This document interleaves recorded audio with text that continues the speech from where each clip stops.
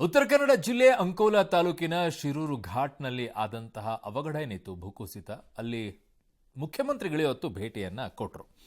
ಗೋವಾ ಮೂಲಕ ಶಿರೂರಿಗೆ ತೆರಳಿದ್ರು ಮುಖ್ಯಮಂತ್ರಿಗಳು. ಗುಡ್ಡ ಕುಸಿತ ಪ್ರದೇಶದಲ್ಲಿ ಸ್ಥಳ ವೀಕ್ಷಣೆಯನ್ನ ಮಾಡಿದ್ರು. ಸಿಎಂ ಭೇಟಿಯ ವೇಳೆ ಮಳೆ ಜೋರಾಗಿ ಸುರಿತು. ಪಂಚೆಯನ್ನ ಎತ್ಕಟ್ಟಿದ್ರು, ರೇನ್ಕೋಟ್ ಹಾಕೊಂಡ್ರು, ಗಮ್ ಬೂಟ್ ಧರಿಸಿದ್ರು, ಕೆಸರು ನೀರಲ್ಲಿ ಇಳಿದು ಪರಿಶೀಲನೆಯನ್ನ ಮಾಡಿದ್ರು. ಸ್ಥಳದಲ್ಲೇ ಅಧಿಕಾರಿಗಳಿಂದ ಮಾಹಿತಿಯನ್ನ ಪಡ್ಕೊಂಡ್ರು. ಬಳಿಕ ಅಂಕೋಲಾದಲ್ಲಿ ಸುದ್ದಿಗೋಷ್ಠಿಯನ್ನ ಮುಖ್ಯಮಂತ್ರಿಗಳು ನಡೆಸಿದ್ರು. ಜುಲೈ 16ರಂದು ಗುಡ್ಡ ಕುಸಿದಿದೆ. ದುರ್ಘಟನೆಯಲ್ಲಿ 10 ಜನ ಸಾವನ್ನಪ್ಪಿದ್ದಾರೆ. 7 ಜನರ ಶವ ಸಿಕ್ಕಿದೆ. ಈಗ ಉಳಿದ 3 ಶೋಧ ಕಾರ್ಯ ನಡೀತಾ ಇದೆ. ಅಧಿವೇಶನ ಇದ್ದ ಕಾರಣ ಬೇಗ ಬರೋಕ್ಕಾಗಲಿಲ್ಲ. ಆದರೆ ಶಾಸಕ ಸತೀಶ್ ಸೈಲ್, ಉಸ್ತುವಾರಿ ಸಚಿವರ ಮಂಕಾಳ ವೈದ್ಯರನ್ನು ಕಳಿಸಿದ್ದೇನೆ. ನಮ್ಮ ಸರ್ಕಾರ ಯಾವುದೇ ವಿಳಂಬ ಮತ್ತು ನಿರ್ಲಕ್ಷ್ಯ ಮಾಡಿಲ್ಲ. ತ್ವರಿತ ಗತಿಯಲ್ಲಿ ಕಾರ್ಯಪ್ರವೃತ್ತವಾಗಿದೆ ಅಂತ ಸ್ಪಷ್ಟನೆಯನ್ನ ಕೊಟ್ಟರು. ಅಲ್ಲದೆ ಯಾರು ಸಾವನ್ನಪ್ಪಿದ್ದಾರೆ ಅವರ ಕುಟುಂಬಸ್ಥರಿಗೆ 5 ಲಕ್ಷ ಪರಿಹಾರ ಕೊಟ್ಟಿದ್ದೇವೆ. ಉಳಿದವರು ಒಂದು ವೇಳೆ ಸಾವನ್ನಪ್ಪಿದರೆ ಅವರ ಕುಟುಂಬಸ್ಥರಿಗೂ ಕೂಡ 5 ಲಕ್ಷ ಪರಿಹಾರವನ್ನು ಕೊಡ್ತೀವಿ ಅಂದರು. ಅಲ್ಲದೆ ಗುಡ್ಡ ಕುಸಿತದಿಂದ ಟೀ ಅಂಗಡಿಯಲ್ಲಿದ್ದ ಒಂದೇ ಕುಟುಂಬದ 5 ಸಾವನ್ನಪ್ಪಿದ್ದಾರೆ. ಎನ್ಡಿಆರ್ಎಫ್, ಎಸ್ಡಿಆರ್ಎಫ್ ಕಾರ್ಯಾಚರಣೆ ಮಾಡ್ತಾ ಇದೆ. ಸೇನೆ ನೌಕಾದಳ ಕೇಂದ್ರಕ್ಕೂ ಕೂಡ ನಾವು ಮನವಿ ಮಾಡಿದ್ದೇವೆ, ಅವರು ಸಹಾಯ ಮಾಡ್ತಾ ಇದ್ದಾರೆ ಅಂದರು. ಭೂಕುಸಿತದಿಂದ ದುರಂತ ಆಗಿದೆ, ರಾಜಕೀಯ ಮಾಡಲ್ಲ, ಯಾರ ಮೇಲೂ ಕೂಡ ದೋಷವನ್ನು ಹೊರಿಸಲ್ಲ ಅಂತ ಕುಮಾರಸ್ವಾಮಿ ಟಾಂಗ್ ಕೊಟ್ಟರು. ಉಳುವರೆ ಗ್ರಾಮಸ್ಥರ ಸ್ಥಳಾಂತರದ ಬಗ್ಗೆ ಕ್ರಮ ತೆಗೆದುಕೊಳ್ತೀವಿ ಅಂತ ಸಿಎಂ ಭರವಸೆಯನ್ನೇ ನೀಡಿದರು. ಕಂದಾಯ ಸಚಿವ ಕೃಷ್ಣ ಬೈರೇಗೌಡ, ಜಿಲ್ಲಾ ಉಸ್ತುವಾರಿ ಸಚಿವ ಮಂಕಾಳ ವೈದ್ಯ, ಶಾಸಕ ಸತೀಶ್ ಸೈಲ್, ಆಡಳಿತ ಸುಧಾರಣಾ ಆಯೋಗದ ಅಧ್ಯಕ್ಷ ಆರ್.ವಿ. ದೇಶಪಾಂಡೆ, ಡಿಸಿ ಸೇರಿದಂತೆ ಅಧಿಕಾರಿಗಳು ಜೊತೆಯಲ್ಲಿ ಇದ್ದರು. ಸ್ಲೈಡಿಂಗ್ ಆಗಿ ಸುಮಾರು 10 ಜನರು ಮಿಸ್ಸಿಂಗ್ ಆಗಿದ್ದಾರೆ. ಅದರಲ್ಲಿ 7 ಜನರ ಡೆಡ್ ಬಾಡಿ ರಿಕವರ್ ಆಗಿದೆ. ಇನ್ನು 3 ಜನರು ಇನ್ನೂ ಮಿಸ್ಸಿಂಗ್ ಆಗಿದ್ದಾರೆ. ಅವರು ಇನ್ನೂ ರಿಕವರ್ ಆಗಿಲ್ಲ. ಬಿಕಾಸ್ ಇನ್ನೂ ರೆಸ್ಕ್ಯೂ ಆಪರೇಷನ್ ಗೋಯಿಂಗ್ ಆನ್. ಯಾರು ಸಾವನ್ನಪ್ಪಿದ್ದಾರೆ ಲ್ಯಾಂಡ್ ಸ್ಲೈಡ್ ಇಂದ ಅವರಿಗೆ 5 ಲಕ್ಷ ಪ್ರತಿಯೊಬ್ಬರಿಗೂ ಕೂಡ ಕೊಡಬೇಕು ಅಂತ ಅವತ್ತೇ ಹೇಳಿದ್ದೆ. ಸೊ ಹಾಗಾಗಿ 5 ಲಕ್ಷ ರೂಪಾಯಿ ಕೊಟ್ಟಾಗಿದೆ. ನಾವು ಯಾಕೆ ತಕ್ಷಣ ಬರೋಕ್ಕಾಗಲಿಲ್ಲ ಅಂದ್ರೆ ಅಸೆಂಬ್ಲಿ ನಡೀತಾ ಇದೆ. ನಾನು ನಮ್ಮ ಮಂಕಾಳ ವೈದ್ಯ ಅವ್ರನ್ನ ಡಿಸ್ಟ್ರಿಕ್ಟ್ ಇನ್ಚಾರ್ಜ್ ಮಿನಿಸ್ಟರ್ ಅವತ್ತೇ ಕಳಿಸಿದ್ದೆ. ಯಾವುದನ್ನು ರಾಜ್ಯ ಸರ್ಕಾರ ವಿಳಂಬ ಮಾಡಿಲ್ಲ, ವಿಳಂಬ ಕೆಲಸ ಆಗೇ ಇಲ್ಲ. ಎಲ್ಲನೂ ಕೂಡ ತ್ವರಿತವಾಗಿ ಮಾಡ್ತಾ ಇದ್ದೇವೆ. ನೆಗ್ಲೆಕ್ಟ್ ಮಾಡ್ದೇನೆ ತ್ವರಿತವಾಗಿ ಕೆಲಸ ಮಾಡ್ತಾ ಇದ್ದೇವೆ. ನಾವು ಆರ್ಮಿ ಅವರಿಗೆ, ನೇವಿ ಅವರಿಗೆ ಮತ್ತೆ ಎನ್ಡಿಆರ್ಎಫ್ನವರಿಗೆ ರಿಕ್ವೆಸ್ಟ್ ಮಾಡಿದ್ದೀವಿ. ನದಿನಲ್ಲೂ ಕೂಡ ಏನಾದ್ರು ಒಂದು ವೇಳೆ ವಾಹನ ಹೋಗಿದ್ರೆ ಅದನ್ನೆಲ್ಲನೂ ಕೂಡ ಮಾಡಬೇಕು ಅಂತ ಹೇಳಿದ್ದೀವಿ. ಇದರಲ್ಲಿ ರಾಜಕಾರಣ ಮಾಡಕ್ ಹೋಗಲ್ಲ. Because it's A disaster. ನಾನು ರಾಜಕಾರಣ ಮಾಡಕ್ ಹೋಗಲ್ಲ, ಗೊತ್ತಾಯ್ತಾ? ಈಗ ಕುಮಾರಸ್ವಾಮಿ ರಾಜಕಾರಣ ಮಾಡಿದ್ರೆ ಇನ್ಯಾವನೋ ಮಾಡ್ಕೊಂಡು ನಾ ರಾಜಕಾರಣ ಮಾಡಕ್ ಹೋಗಲ್ಲ. ನಾನು ಈಗ ಯಾರ ಮೇಲೂ ಕೂಡ ದೋಷ ಹೊರಿಸ್ಲಿಕ್ಕೆ ಹೋಗೋದಿಲ್ಲ. Fair. Actually stand was good ಅಂತ ಅನಿಸುತ್ತೆ ಮುಖ್ಯಮಂತ್ರಿಗಳು. ಯಾರ ಬಗ್ಗೆನೂ ಕೂಡ ದೋಷಣೆ ಮಾಡೋಕ್ಕೆ ಹೋಗೋದಿಲ್ಲ ಅಂತೇಳಿ. ಬಟ್ ಸೇಮ್ ನಿಮ್ಮ ಕ್ಯಾಬಿನೆಟ್ನಲ್ಲಿ ಇರುವಂಥವ್ರದ್ದು ಕೂಡ ಅದೇ ಸ್ಟ್ಯಾಂಡ್ ಆಗಬೇಕು ಸರ್. ಈ ಸಂದರ್ಭದಲ್ಲಿ ಅವ್ರ ಮೇಲೆ ದೋಷ ಮಾಡದೆ, ಇವ್ರು ದೋಷ ಮಾಡದೆ, ಅವರನ್ನು ಹಾಕಿದೆ, ಇವರನ್ನು ಹಾಕಿದೆ, ಅದು ಬರೀ ಆ ಕಡೆಯಿಂದ ಈ ಕಡೆ ಕಳಿಸೋದು ಅಷ್ಟೇ ಆಗುತ್ತೆ, ಪಾಸ್ ಆನ್ ಆಗುತ್ತೆ. ಯಾರು ಜವಾಬ್ದಾರಿ ಹೊತ್ಕೊಳ್ಳೋದಿಲ್ಲ ಆ ವಿಚಾರದ. ಜವಾಬ್ದಾರಿ ಹೊತ್ಕೊಳ್ಳೋರು ಯಾರು? ಭಾಳ ಇಂಪಾರ್ಟೆಂಟ್ ಅದರಲ್ಲಿ. ಆಮೇಲೆ ನೀವು ಹೇಳ್ತಾ ಇದ್ರಿ ಮಂತ್ರಿಗಳನ್ನು ಕಳಿಸಿದ್ದೀನಿ. ಸತೀಶ್ ಸೈಲ್ ಅವರು ಹೋಗಿರುವಂಥದ್ದು ನೋಡಿದ್ದೀವಿ. ಬಟ್ ಉಸ್ತುವಾರಿ ಮಂತ್ರಿಗಳು ಅಲ್ಲಿ ಮೊನ್ನೆನೋ ಹೋಗಿದ್ದಾರೆ ಆಲ್ಮೋಸ್ಟ್ ಆಲ್ ನಿನ್ನೆಗೆ. ಅಲ್ಲಿವರೆಗೂ ಯಾರು ಹೋಗಲಿಲ್ಲ. ನೀವು ಹೋದರೆ ಏನೋ ಆಗ್ಬಿಡುತ್ತೆ ಅಂತಲ್ಲ, ಕೆಲಸಗಳು ಚುರುಕಾಗತ್ತೆ. ಮಳೆ ಬರ್ತಾ ಇದೆ, ಅದಕ್ಕೂ ಕೂಡ ಅಡ್ಡಿ ಇದ್ದೇ ಇರುತ್ತೆ. ಇವ್ರು ಹೋದ ತಕ್ಷಣ, ಇವ್ರು ಹೇಳಿದ ತಕ್ಷಣ ಎಲ್ಲ ಮಾಡಬೇಕು ಅಂತಲ್ಲ. ಬಟ್ ಇನ್ನೊಂದಿಷ್ಟು ತ್ವರಿತಗತಿಯಲ್ಲಿ ಕೆಲಸಗಳಾಗಬೇಕಾಗಿದೆ. ಅಲ್ಲಿ ಮೃತದೇಹಗಳು ಎಲ್ಲಿ ಹೋಗಿದ್ದಾವೆ ಏನು ಅನ್ನೋದು ಗೊತ್ತಾಗ್ತಿಲ್ಲ. ಸೊ ಅರ್ಥ ಆಗುತ್ತೆ ನಿಮ್ಮ ಕಷ್ಟವೂ ಕೂಡ. ಈ ಮಳೆಯ ಅಷ್ಟೊಂದು ಧಾರಾಕಾರವಾಗಿ ಸುರಿತಾ ಇರುವಂಥ ಮಳೆಯಲ್ಲಿ ಕಾರ್ಯಾಚರಣೆಯನ್ನು ಮಾಡೋದಷ್ಟು ಸುಲಭದಲ್ಲ. ಆಮೇಲೆ ನೀವು ಇವತ್ತು ಮಳೆಯಲ್ಲೇ ಹೋಗಿ ನೋಡ್ತಾ ಇದ್ದೀರಾ, ತುಂಬ ಬಿಡುವನ್ನು ಮಾಡ್ಕೊಂಡು ಹೋಗಿದ್ದೀರಾ. ಇವೆಲ್ಲವೂ ಕೂಡ ಅಧಿವೇಶನದ ಮಧ್ಯದಲ್ಲೇ. ಇಟ್ಸ್ ಓಕೆ, ನೋಡೋಣ ಏನಾಗುತ್ತೆ ಈ ಪ್ರಕರಣ.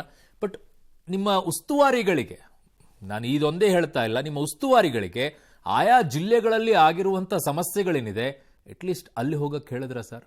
ಯಾರ್ಯಾರು ಉಸ್ತುವಾರಿಗಳು ಎಲ್ಲೆಲ್ಲಿ ಹೋಗಿದ್ದಾರೆ, ಭೇಟಿ ಕೊಟ್ಟಿದ್ದಾರೆ, ಯಾವ ಸಮಸ್ಯೆಗಳಾಗಿದೆ? ತುಂಬ ಜನ ಗೊಳೋ ಅಂತ ಕಣ್ಣೀರು ಹಾಕ್ಕೊಂಡು ನಮಗೆ ಮಾತನಾಡಿರೋ ವಿಡಿಯೋಗಳು ಬಂದಿದ್ದಾವೆ. ಎಷ್ಟು ಜನ ಹೇಳ್ತಾರೆ ನಮ್ಮನ್ನು ಯಾರೂ ಕೇಳ್ತಾ ಇಲ್ಲ, ನಮ್ಮನ್ನು ಏನೂ ಆಗ್ತಾ ಇಲ್ಲ. ಕಾಳಜಿ ಕೇಂದ್ರಗಳನ್ನು ತೆಗೆದಿಟ್ಬಿಟ್ಟು ಅವ್ರು ಬಂದು ಕೂತ್ಕೊಳ್ಳಿ ಅಂತಲ್ಲ, ಬೇರೆ ಏನಾದರೂ ವ್ಯವಸ್ಥೆಗಳನ್ನು ಮಾಡಬೇಕು. ನಿಮ್ಮಿಂದ ಆಗುತ್ತೆ ಅಂತಲ್ಲ, ಒಂದು ಧೈರ್ಯ ತುಂಬುವಂಥ ಕೆಲಸಗಳು ಉಸ್ತುವಾರಿ ಸಚಿವರುಗಳಿಂದ ಆಗಬೇಕು, ಆಯಾ ಶಾಸಕರುಗಳಿಂದ ಆಗಬೇಕು. ಇಲ್ಲವೇ ಇಲ್ಲ, ಕೆಲವು ಶಾಸಕರು ಬೇರೆ ಕಡೆ ಟ್ರಿಪ್ ಹಾಕ್ಕೊಂಡು ಹೋಗಿದ್ದಾರೆ, ಕೆಲವು ಮಂತ್ರಿಗಳು ಎಲ್ಲಿದ್ದಾರೆ ಅನ್ನೋದು ಗೊತ್ತಾಗ್ತಿಲ್ಲ. ಬೇರೆ ಎಲ್ಲವೂ ರಾಜಕೀಯವಾಗಿ ಮಾತನಾಡಿ ಅಂದರೆ ಸುದ್ದಿಗೋಷ್ಠಿಯನ್ನು ಮಾಡೋಕ್ಕೆ ಬರ್ತೀರಾ. ಈ ವಿಚಾರದಲ್ಲಿ ನಿಮ್ಮ ಜಿಲ್ಲೆಗಳಲ್ಲಿ ಏನು ಪರಿಸ್ಥಿತಿಗಳಾಗಿದೆ ಅಂತ ಒಬ್ಬರಾದರೂ ಉಸ್ತುವಾರಿಗಳು ಮಾತನಾಡಿ ನೋಡೋಣ. ಹೇಳಿ, ರಾಜ್ಯದ ಜನಕ್ಕೆ ಹೇಳಿ, ನನ್ನ ಜಿಲ್ಲೆಯಲ್ಲಿ ಹಿಂಗಾಗಿದೆ, ನಾ ಈ ಸಮಸ್ಯೆಯನ್ನು ಬಗೆಹರಿಸಿದೆ ಅಂತ ಹೇಳಿ ದಯವಿಟ್ಟು ಹೇಳಿ.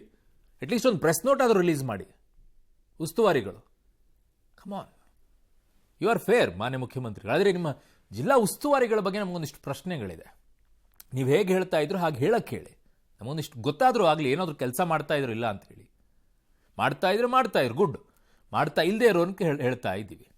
ಇನ್ನು ಉಳಿದಂಥ ಸುದ್ದಿಗಳ ಕಡೆಗೆ ಹೋಗೋಣ. ಬಿಜೆಪಿ ರಾಜ್ಯಾಧ್ಯಕ್ಷ ವಿಜಯೇಂದ್ರ ಅವರು ಉಳುವರೆ ಗ್ರಾಮಕ್ಕೆ ಭೇಟಿ ನೀಡಿ ಪರಿಶೀಲನೆಯನ್ನ ಮಾಡಿದರು.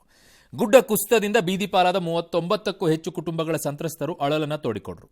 ಗ್ರಾಮವನ್ನ ಬೇರೆಡೆ ಸ್ಥಳಾಂತರಿಸುವಂತೆ ವಿಜೇಂದ್ರಗೆ ಮನವಿ ಮಾಡಿದರು. ಬಳಿಕ ಮಾತನಾಡಿದ ವಿಜೇಂದ್ರ ಅವರು, ಗುಡ್ಡ ಕುಸಿತ ಕಾರ್ಯಾಚರಣೆಯನ್ನು ರಾಜ್ಯ ಸರ್ಕಾರ ವಿಳಂಬ ಮಾಡಿದೆ.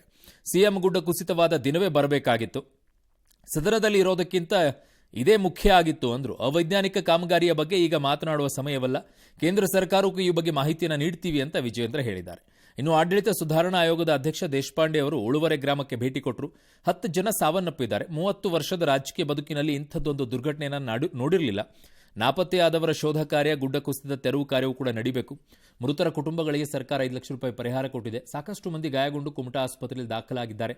ಹೆದ್ದಾರಿಗಾಗಿ ಗುಡ್ಡವನ್ನು ಅವೈಜ್ಞಾನಿಕವಾಗಿ ಕೊರೆಯಲಾಗಿದೆ. ಟೆಂಡರ್ ಹಂತಗಳಲ್ಲಿ ನಿಯಮ ಹಾಕಿ ಕಾಮಗಾರಿ ಹಂತಗಳಲ್ಲಿ ಇಂಜಿನಿಯರ್ಗಳು ಗಮನ ಹರಿಸಬೇಕು ಅಂತ ದೇಶಪಾಂಡೆ ಅವರು ಹೇಳಿದ್ದಾರೆ. ನೋಡಿ, ಕಳಪ ಕಾಮಗಾರಿ ಏನೇನು ಆರೋಪಗಳು ಬರ್ತಾ ಇದೆ, ಕೇಳ್ತಾ ಇದ್ದೇವೆ, ಅದನ್ನು ಚರ್ಚೆ ಮಾಡೋದಕ್ಕೆ ಸಮಯ ಇದೆ. ನಾವು ಕೂಡ ಕೇಂದ್ರಕ್ಕೆ ಗಮನಕ್ಕೆ ತರ್ತೇವೆ. ತತ್ಕ್ಷಣ ಕಾರ್ಯಾಚರಣೆಗೆ ಇಳಿಬೇಕಾಗಿತ್ತು. ರಾಜ್ಯ ಸರ್ಕಾರದ ಕಡೆಯಿಂದ ತಡ ಆಗಿದೆ. ನೋಡಿ, ಏನೇ ಅಧಿವೇಶನ ನಡೀತಾ ಇದ್ರು ಕೂಡ ರಾಜ್ಯದ ಮುಖ್ಯಮಂತ್ರಿಗಳು ತತ್ಕ್ಷಣ ಇಲ್ಲಿ ಧಾವಿಸಬೇಕಾಗಿತ್ತು. ಆಮೇಲೆ ಈ ಕಡೆ ಮೀನುಗಾರರ ಮನೆಗಳಿದಾವೆ ಸರ್. ಇದು 40 ಫೀಟ್ ತೆಗ್ಗಿದೆ ಅಂತ ಸರ್. 40 ಫೀಟ್ಗಿಂತ 40 ಫೀಟ್ ಮಣ್ಣು ತುಂಬಿದೆ ಸರ್. ಮಣ್ಣು ತುಂಬಿದೆ. ಅಲ್ಲಿ ಇನ್ನೊಂದು ಸಿಲಿಂಡರ್ ಇದು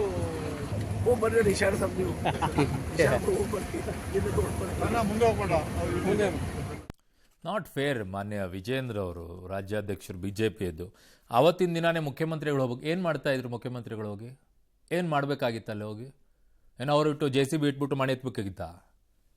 ಏನು ಮಾತನಾಡ್ತೀರಾ ಹೇಳಿ? ಒಂದು ಜವಾಬ್ದಾರಿಯುತ ಸ್ಥಾನದಲ್ಲಿರುವಂಥವ್ರು ನೀವು ಹೋಗದೇ ಇದ್ರು ಕೂಡ ನಿಮ್ಮ ಮಂತ್ರಿಗಳನ್ನು ಕಳಿಸ್ಬೇಕಾಗಿತ್ತು ಅಂತ ಪ್ರಶ್ನೆಯನ್ನು ಮಾಡಿ. ಎಲ್ಲದಕ್ಕೂ ಕೂಡ ಮುಖ್ಯಮಂತ್ರಿಗಳೇ ಹೋಗಬೇಕು ಅಂತೇನಿಲ್ಲ.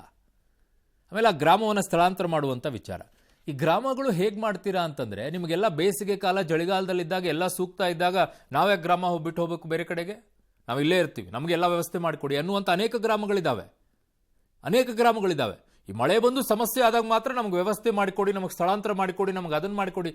ನೋ, ಹಲವು ಗ್ರಾಮಗಳು ಇದೇ ರೀತಿಯಾದಂಥ ಸಮಸ್ಯೆಗಳನ್ನ ಎದುರಿಸಿದ್ದಾವೆ. ವಾಪಸ್ ಬನ್ನಿ, ಒಂದಿಷ್ಟು ಜಾಗಗಳನ್ನು ಇಟ್ಕೊಳ್ಳಿ, ಸರ್ಕಾರಕ್ಕೆ ಮನವಿಯನ್ನು ಸಲ್ಲಿಸ್ಕೊಳ್ಳಿ. ಬೇಸಿಗೆ ಸಂದರ್ಭದಲ್ಲೂ ಅಥವಾ ಮಳೆಗಾಲದ ಇಲ್ಲದೆ ಇರುವಂಥ ಸಂದರ್ಭದಲ್ಲಿ ಶಿಫ್ಟ್ ಆಗಿ ಆ ಕಡೆಗೆ. ಗೊತ್ತು ತಾನೇ, 10-11 ವರ್ಷದಿಂದಲೂ ಕೂಡ ಅದೇ ಸಮಸ್ಯೆಯನ್ನು ಎದುರಿಸ್ತಾ ಇದ್ದೀವಿ ಅಂತ ಹೇಳಿ. ತೋಟಗಳನ್ನೆಲ್ಲ ಶಿಫ್ಟ್ ಮಾಡೋಕ್ಕಾಗಲ್ಲ, ಅಟ್ಲೀಸ್ಟ್ ಮನೆ ನೀವಾದರೂ ಬದುಕ್ಬೋದಲ್ವಾ? ಬನ್ನಿ ಈ ಕಡೆಗೆ. ಮಳೆ ಬಂದಾಗ ಒಂದ್ಸಲ ಯಾರು ಕೇಳ್ತಾ ಇಲ್ಲ, ಯಾರು ಬರ್ತಾ ಇಲ್ಲ, ನಮ್ಮನ್ನು ಯಾರು ಗೋಳಂತಾರೆ. 10 ವರ್ಷದಿಂದ ಇದೇ ಸಮಸ್ಯೆ ಎದುರಿಸ್ತಾ ಇದೀವಿ, 15 ವರ್ಷದಿಂದ ಇದೇ ಸಮಸ್ಯೆ ಎದುರಿಸ್ತಾ ಇದೀವಿ. ಯಾಕಲ್ಲೇ ಇದ್ದೀರಾ? ಇಡೀ ಊರೇ ಚೇಂಜ್ ಮಾಡುವಂಥ ನಿರ್ಣಯ ತಗೊಳ್ಳಿ, ಶಿಫ್ಟ್ ಆಗಿ ನಮಗೆ ಬೇರೆ ಕಡೆ ವ್ಯವಸ್ಥೆ ಮಾಡಿಕೊಡಿ, ಇಲ್ಲಿ ಹಿಂಗೆ ಆಗ್ತಾ ಇದೆ ಅಂತ ಹೇಳಿ. ಅವಾಗ ಕೇಳಿಸ್ಕೊಳ್ಳೋಣ. ಸಮಸ್ಯೆ ಆದಾಗ ಮಾತ್ರ ಎಲ್ಲೋ ಗ್ರಾಮ ಚೇಂಜ್ ಮಾಡಿಕೊಡಿ, ನಮಗೆ ಬೇರೆ ಕಡೆ ಶಿಫ್ಟ್ ಮಾಡಿಕೊಡಿ. ಫೇರ್, ಆ ಕಡೆಗೆ ಸಾಧ್ಯ ಆದರೆ ಮಾಡಿಕೊಡಿ ದೇಶಪಾಂಡೆ ಸರ್, ನಿಮ್ಮ ಜವಾಬ್ದಾರಿಗಳಿಗೆ ಬರುತ್ತೆ. ಅದನ್ನು ನೋಡೋಣ ಏನಾಗುತ್ತೆ ಅಂತ. ಇನ್ನು ಬೆಳಗ್ಗೆ ಹೊಲದಲ್ಲಿದ್ದಾಗ ಏಕಾಏಕಿ ಎದುರು ಭಾಗ ಗುಡ್ಡ ಕುಸಿತವಾಗಿ ಟ್ಯಾಂಕರ್ ಸಮೇತ ನದಿಗೆ ಮಣ್ಣು ಬಿತ್ತು. ಅತಿ ದೊಡ್ಡ ಅಲೆ ಹಾವಿನ ಹೆಡೆಯಂತೆ ಮೇಲೆ ಎದ್ದು ನಮ್ಮ ಊರು ಕಡೆಗೆ ಅಪ್ಪಳಿಸ್ತು. 3 ಜನ ಹೆಣ್ಣುಮಕ್ಕಳು ದಂಡೆ ಮೇಲೆ ಕೂತಿದ್ರು. ಅಲೆ ಹೊಡೆತಕ್ಕೆ ಅವರು ತೇಲಿ ಬಂದು ಗದ್ದೆ ಭಾಗಕ್ಕೆ ಬಂದರು. ನಾನು ಒಬ್ಬರನ್ನು ಹಿಡಿದು ರಕ್ಷಣೆ ಮಾಡಿದೆ. ಮತ್ತೊಂದು ಕಡೆಗೆ ಅಲೆ ಅಪ್ಪಳಿಸಿ ಮನೆಯಲ್ಲಿದ್ದವರನ್ನ ಕೊಚ್ಚಿಕೊಂಡು ಹೋಯಿತು. ಕೆಲವರು ಗದ್ದೆ ಭಾಗದಲ್ಲಿ ಬಿದ್ದರು. ನಾನು ಅಲೆ ಹೊಡೆತಕ್ಕೆ ಬಿದ್ದೆ. ನಮ್ಮ ಸಂಬಂಧಿಕರೇ ಕೊಚ್ಚಿಕೊಂಡು ಹೋದ್ರು. ನಾನು ಆಂಬ್ಯುಲೆನ್ಸ್ಗೆ ಕಾಲ್ ಮಾಡಿ ತಿಳಿಸಿದೆ. ಅವರೆಲ್ಲರನ್ನೂ ಕೂಡ ಕರ್ಕೊಂಡು ಹೋದರು. ಶಿರೂರು ಗುಡ್ಡ ಕುಸಿತದಿಂದ ಉರುವರೆ ಗ್ರಾಮಸ್ಥ ಪ್ರತ್ಯಕ್ಷವಾಗಿ ನಾಗೇಶ್ ಗೌಡ್ರು ಈ ಬಗ್ಗೆ ಹೇಳಿದ್ದಾರೆ. ಕೇಳಿಸ್ಕೊಳ್ಳಿ. ಗುಡ್ಡ ಕೆಳಗೆ ಬರುವಾಗ ಅಂಗಡಿ ಸೀಮಿತವಾಗಿ ಗುಡ್ಡ ಕೆಳಗೆ ಬಂತು. ಸುನಾಮಿ ಟೈಪ್ ಆಗಿ ಒಂದು ನಾಗರ ಹೆಡೆ ತರ ಎದ್ದಿತ್ತು ನೀರು. ಅದು ಈ ಗುಡ್ಡಾಗ ಅಪ್ಪರಿಸಿತ್ತು. ಆ ಒಂಥರ ಕಡ್ಲು ತರ ಆಗೋಯ್ತು. ಕಡ್ಲು ತರ ಹೋಗುವಾಗ ಆ 4 ಹುಡುಗಿಯರನ್ನ ಹೆಂಗ ಕಾಪಾಡೋದು ಅಂತ ನನಗೂ ಯೋಚನೆ ಬರ್ದೋಯ್ತು. ಅದು ನಾವು ಕಾಪಾಡೋಕಾದ್ರೆ ನಮ್ಮನ್ನು ತಕೊಂಡು ಹೋಗೋದು ಅಂತ ಅನುಭವವಾಗಿ ನಾನು ಅಲ್ಲಿ ಸೈಡ್ ಸೇರ್ಕೊಂಡಾಗ ಒಂದು ಹುಡುಗಿಯರು ಆ ಸೈಡಾಗಿ ಬಿದ್ದಿದ್ರು. ಆಂಬ್ಯುಲೆನ್ಸ್ಗೆ ಫೋನ್ ಮಾಡಿದೆ. ಇನ್ನು ರಾಜ್ಯದಲ್ಲಿ ಮಳೆ ಹಾನಿ ಪ್ರದೇಶಗಳಿಗೆ ಭೇಟಿ ನೀಡುವ ವಿಚಾರದಲ್ಲಿ ರಾಜಕೀಯ ನಾಯಕರ ಟಾಕ್ ಫೈಟ್ ಜೋರಾಗಿದೆ. ನಿನ್ನೆ ಅಂಕೋಲಾದ ಶಿರೂರು ದುರಂತ ಸ್ಥಳಕ್ಕೆ ಭೇಟಿಯನ್ನ ಕೇಂದ್ರ ಸಚಿವ ಕುಮಾರಸ್ವಾಮಿ ಅವರಿಗೆ ಮಿಲಿಟರಿ ಕರ್ಕೊಂಡು ಬಂದಿದ್ದೀರಾ ಅಂತ DCM DK ಶಿವಕುಮಾರ್ ಟಾಂಗ್ ಕೊಟ್ಟಿದ್ರು. ಇದಕ್ಕೆ ಇವತ್ತು ಕುಮಾರಸ್ವಾಮಿ ಅವರು ಟಕ್ಕರ್ ಕೊಟ್ಟಿದ್ದಾರೆ. ಪಾಪ DK ಶಿವಕುಮಾರ್ ಇಲ್ಲಿಗೆ ಮಿಲಿಟರಿ ತರಬೇಕು ಅಂದಿದ್ದಾರೆ. ಯಾಕಂದ್ರೆ ರಾಜ್ಯದಲ್ಲಿ ದರೋಡೆ ಲೂಟಿ ನಡೀತಾ ಇದೆ. ಈ ದರೋಡೆಯನ್ನ ನಿಲ್ಲಿಸೋಕೆ ಮಿಲಿಟರಿ ಕರ್ಕೊಂಡು ಬನ್ನಿ ಅನ್ನೋ ಅರ್ಥದಲ್ಲಿ DK ಹೇಳಿಕೆ ಕೊಟ್ಟಿದ್ದಾರೆ. ಆ ಕಾಲವೂ ಬರುತ್ತೆ, ಆಗ ಮಿಲಿಟರಿ ಕರ್ಕೊಂಡು ಬರೋಣ ಅಂತ ಗೇಲಿ ಆಡಿದರು. ಅಲ್ಲದೆ ನಾನು ಕರ್ನಾಟಕಕ್ಕೆ ಬರೋದನ್ನೇ ಸಹಿಸಲ್ಲ, ನಾನು ಕರ್ನಾಟಕಕ್ಕೆ ಬರ್ತೀನಿ ಅಂದರೂ ಅವರಿಗೆ ಕೈಕಾಲು ನಡಗುತ್ತೆ ಅಂತ ಹಾಸನದಲ್ಲಿ ಕುಮಾರಸ್ವಾಮಿ ಅವರು ಲೇವಡಿ ಮಾಡಿದ್ದಾರೆ ಡಿ ಕೆ ಶಿವಕುಮಾರ್ ಅವರಿಗೆ. ಇನ್ನು ಅಶೋಕ್ ಕೂಡ ಡಿಕೆಶಿಗೆ ತಿರುಗೇಟ್ ಕೊಟ್ಟಿದ್ದಾರೆ. ಡಿಕೆಶಿಗೆ ಬರೋ ಯೋಗ್ಯತೆ ಇಲ್ವಾ, ಕುಮಾರಸ್ವಾಮಿ ಬರಲು ರೈಟ್ಸ್ ಇದೆ, ನಿಮಗೆ ಯಾಕೆ ಬರೋಕ್ಕಾಗ್ತಾ ಇಲ್ಲ ಅಂತ ಸರ್ಕಾರ ಸತ್ತೋಗಿದೆ ಅಂತ ಅವರು ಟೀಕೆ ಮಾಡಿದ್ದಾರೆ. ಬರೋ ಕಾಲ ಬರುತ್ತಿಲ್ಲಿ ಕರ್ಕೊಂಡು ಹೋಗಿ ಇವ್ರನ್ನ ಒಳ್ಳೊಳ್ಳೆ ಕೆಲಸ ಮಾಡ್ತಾವ್ರಲ್ಲ, ಪಾಪ ಅವ್ರು ಯಾಕೆ ಹೇಳಿದ್ರು ಅಂತ ಆಮೇಲೆ ನನಗೆ ಅರ್ಥ ಆಯ್ತು. ದರೋಡೆ ನಡೀತಿದೆಯಲ್ಲ ಇಲ್ಲಿ, ಆ ದರೋಡೆ ನಿಲ್ಸಕ್ಕೆ ಮಿಲಿಟರಿ ಅವ್ರನ್ನ ಕರ್ಕೊಂಬನ್ನಿ ಅಂತ ಹೇಳಿರ್ಬೇಕು ನನಗೆ. ಅದು ಬರೋ ಕಾಲ ಬಂದ್ರೆ ತರ್ಸೋಣ ಅಂತ. ಈಗ ಡಿ ಕೆ ಶಿವಕುಮಾರ್ ಬಂದ್ರೆ ಪ್ರಯೋಜನ ಆಗ್ತೈತೆ ಅಂದ್ರೆ ಅವ್ರ ಮನೆ ಬಿಟ್ಟು ಬರ್ಬೇಕಲ್ಲ. ಈಗ ಕೇಂದ್ರ ಸಚಿವರು ಬಂದ್ರೆ ನೀವೇನು ಪರಿಹಾರ ಸಿಗಲ್ಲ ಅಂತೀರಾ, ಮತ್ತೆ ನೀವಾದ್ರೂ ಬನ್ನಿ, ನಿಮ್ಗೆ ಯೋಗ್ಯತೆ ಇಲ್ವಾ ಬರಕ್ಕೆ? ಕುಮಾರಸ್ವಾಮಿ ಅವರಿಗೆ ರೈಟ್ಸ್ ಇದೆ ಬರಕ್ಕೆ. National highway authority. ಹಾಸನದ ಸಕಲೇಶಪುರದ ಕೊಲ್ಲಹಳ್ಳಿಯಲ್ಲಿ ಹೆದ್ದಾರಿಯಲ್ಲಾಗಿರುವಂತಹ ಅವಾಂತರವನ್ನು ಕೇಂದ್ರ ಸಚಿವ ಕುಮಾರಸ್ವಾಮಿ, ವಿಪಕ್ಷ ನಾಯಕ ಅಶೋಕ್ ಅವರು ಜೊತೆಯಾಗಿ ವೀಕ್ಷಣೆ ಮಾಡಿದರು. ಬಳಿಕ ಮಾತನಾಡಿದ ಕುಮಾರಸ್ವಾಮಿ ಅವರು 5-6 ದಿನಗಳಿಂದ ದೊಡ್ಡ ಮಟ್ಟದ ಮಳೆ ಆಗಿದೆ, ಸಕಲೇಶಪುರದಲ್ಲಿ ಅನಾಹುತ ಜೊತೆಗೆ ಶಿರಾಡಿಘಾಟ್ ರಸ್ತೆಯಲ್ಲಿ ಭೂಕುಸಿತವಾಗಿದೆ. 8 ವರ್ಷದಿಂದ ಗುತ್ತಿಗೆದಾರ ಕೆಲಸ ಮಾಡುತ್ತಿದ್ದಾನೆ, ಕಳಪೆ ಕಾಮಗಾರಿ ಜೊತೆಗೆ ಅವೈಜ್ಞಾನಿಕ ಕಾಮಗಾರಿ ನಡೆದಿದೆ. ಕೇಂದ್ರ ಭೂ ಸಾರಿಗೆ ಸಚಿವ ಗಡ್ಕರಿ ಅವರಿಗೆ ಮಾಹಿತಿ ಕೊಡ್ತೀನಿ, ಅನಾಹುತಗಳು ಸಮಸ್ಯೆಗಳಿಗೆ ರಾಜ್ಯ ಸರ್ಕಾರ ಸ್ಪಂದಿಸಬೇಕು ಅಂತ ಕುಮಾರಸ್ವಾಮಿ ಅವರು ಆಗ್ರಹಿಸಿದ್ದಾರೆ. ಇನ್ನು ಅಶೋಕ್ ಅವರು ಮಾತನಾಡಿ, ಸರ್ಕಾರ ಹಗರಣಗಳಲ್ಲಿ ಸಿಕ್ಕಾಕೊಂಡು ಅದರಲ್ಲಿ ಬ್ಯುಸಿ ಇದ್ದಾರೆ, ಸರ್ಕಾರದ ಖಜಾನೆಯಲ್ಲಿ ಹಣ ಇಲ್ಲ, ಸರ್ಕಾರ ಪಾಪರ್ ಆಗಿದೆ ಅಂತ ಕಿಡಿಕಾರಿದರು. ಇಲ್ಲಿಯ ಒಬ್ಬ ಗುತ್ತಿಗೆದಾರರು 8 ವರ್ಷದಿಂದ ನಿಗದಿತ ಅವಧಿಯಲ್ಲಿ ಕೆಲಸ ಮಾಡದೇ ಇರತಕ್ಕಂಥದ್ದು ಒಂದು ಭಾಗ. ಅದರ ಜೊತೆಗೆ ಕಳಪೆ ಕಾಮಗಾರಿ ನಾನು ಏನ್ ಕಣ್ಣಾರೆ ನೋಡಿದ್ದೇನೆ. ನಾನು ಕೇಂದ್ರದ ನಮ್ಮ ಭೂ ಸಾರಿಗೆ ಸಚಿವರ ಹತ್ರನೂ ಚರ್ಚೆ ಮಾಡ್ತೇನೆ, ಸಭೆ ಮಾಡಿ ಅವರನ್ನು ಸಾಧ್ಯವಾದರೆ ಒಂದು ಸ್ಥಳ ಪರಿಶೀಲನೆ ಮಾಡ್ತಕ್ಕಂಥದ್ದಕ್ಕೆ ಮನವಿನೂ ಮಾಡ್ತೇನೆ. ಪ್ರಮುಖವಾಗಿ ಸರ್ಕಾರ ಕೂಡಲೇ ಅದಕ್ಕೆ ಧಾವಿಸಿ ಅದಕ್ಕೆ ಪರಿಹಾರ ಕೊಡುವಂಥದ್ದು ಇಮಿಡಿಯೇಟ್ ಮೆಷರ್ಸ್ ತಗೊಬೇಕಾಗಿತ್ತು. ಇನ್ನು ಯಾಕೋ ಎಚ್ಚೆತ್ಕೊಂಡಂಗೆ ಕಾಣಿಲ್ಲ. ಸರ್ಕಾರಕ್ಕೆ ಕೂಡಲೇ ಇಮಿಡಿಯೇಟ್ ಆಗಿ ಆಕ್ಷನ್ಸ್ ಆಗಬೇಕು, ಪರಿಹಾರ ಸಿಗಬೇಕು, ನೊಂದಿರೋ ಅಂಥವ್ರಿಗೆ ಸಹಾಯಕ್ಕೆ ತಾವು ಬರಬೇಕು ಸರ್ಕಾರ ಅಂತ ಹೇಳಿ ಆಗ್ರಹ. ಕುಮಾರಸ್ವಾಮಿ ಅವರು ಆ ವಿಚಾರದಲ್ಲಿ ಫೇರ್, ಯಾಕಂತಂದ್ರೆ ಸಕಲೇಶಪುರದ ಈ ರಸ್ತೆ ಇದೆಯಲ್ಲ, ಅದು ಅವೈಜ್ಞಾನಿಕವಾಗಿಯೂ ಇದೆ, ಅದರ ಜೊತೆಗೂ ಅದರ ಬಹುದೊಡ್ಡದಾಗಿ ಕೇಳಿ ಬರ್ತಾ ಇದ್ದಿದ್ದು. ಸತತವಾಗಿ ನೋಡ್ತಾನೆ ಇದ್ದೀವಿ, ಅದನ್ನು ಕಾಮಗಾರಿನೇ ಮುಗಿತಾ ಇಲ್ಲ. ಇಡೀ ದೇಶದಲ್ಲಿ ಅಷ್ಟು ಕಿಲೋಮೀಟರ್ಗಳನ್ನು ನಾವು ರಾಷ್ಟ್ರೀಯ ಹೆದ್ದಾರಿ ಮಾಡಿದೀವಿ, ಅದನ್ನು ಮಾಡಿದೀವಿ ಅಂತ ಹೇಳ್ತಾರೆ, ಮಾಡಿದ್ದಾರೆ, ಇಲ್ಲ ಅಂತಲ್ಲ. ಬಟ್ ಇದ್ಯಾಕೆ ಮುಗಿತಾ ಇಲ್ಲ?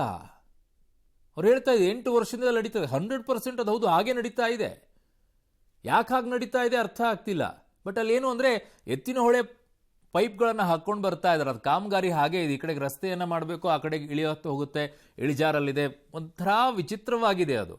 ಅದನ್ನು ಸರಿಪಡಿಸುವಂಥದ್ದು ಯಾವಾಗ ಅಂತ ಇಲ್ಲಿವರೆಗೂ ಅರ್ಥ ಆಗ್ತಿಲ್ಲ. ಅದು ರೋಡ್ ಮಾಡ್ತಾನೇ ಇದ್ದಾರೆ, ಯಾವಾಗ ಮುಗಿಸ್ತಾರೋ. ರಾಜ್ಯದಲ್ಲಿ ಮಳೆಯಿಂದ ಹಲವೆಡೆ ಅವಾಂತರ ಸೃಷ್ಟಿಯಾಗಿದ್ದು, ಮಳೆ ಹಾನಿ ಪ್ರದೇಶಗಳಿಗೆ ತಡವಾಗಿ ಭೇಟಿ ನೀಡಿದ ಸಚಿವರಿಗೆ ಇವತ್ತು ಗ್ರಾಮಸ್ಥರಿಂದ ಘೇರಾವ್ ಮತ್ತು ಆಕ್ರೋಶದ ಬಿಸಿ ಮುಟ್ಟಿದೆ. ಉಡುಪಿ ಭಾಗದಲ್ಲಿ 1.5 ತಿಂಗಳಿನಿಂದ ಮಳೆ ಆಗ್ತಾ ಇದ್ದು ಜನ ಕಂಗಾಲಾಗಿದ್ದಾರೆ. ಇಷ್ಟೆಲ್ಲ ನಡೆದರೂ ಕೂಡ ಉಸ್ತುವಾರಿ ಸಚಿವೆ ಲಕ್ಷ್ಮೀ ಹೆಬ್ಬಾಳ್ಕರ್ ಅವರು ತಡವಾಗಿ ಭೇಟಿ ಕೊಟ್ಟಿದ್ದಾರೆ ಅಂತ ಅಲ್ಲಿರುವಂಥ ಆಕ್ರೋಶ ವ್ಯಕ್ತಪಡಿಸಿದರು ಜನ ಎಲ್ಲ. ದೂರದಿಂದಲೇ ಗುಡ್ಡ ಕುಸಿತ ಸ್ಥಳವನ್ನು ನೋಡಿ ವಾಪಸ್ ಆಗಿದ್ದಕ್ಕೆ ಜನರು ತರಾಟೆ ತೆಗೆದುಕೊಂಡರು. ಉಡುಪಿಯಲ್ಲೇ ಇದ್ದು ಸಮಸ್ಯೆಗಳಿಗೆ ಸ್ಪಂದಿಸಲು ಒತ್ತಾಯಿಸಿದ್ದಾರೆ.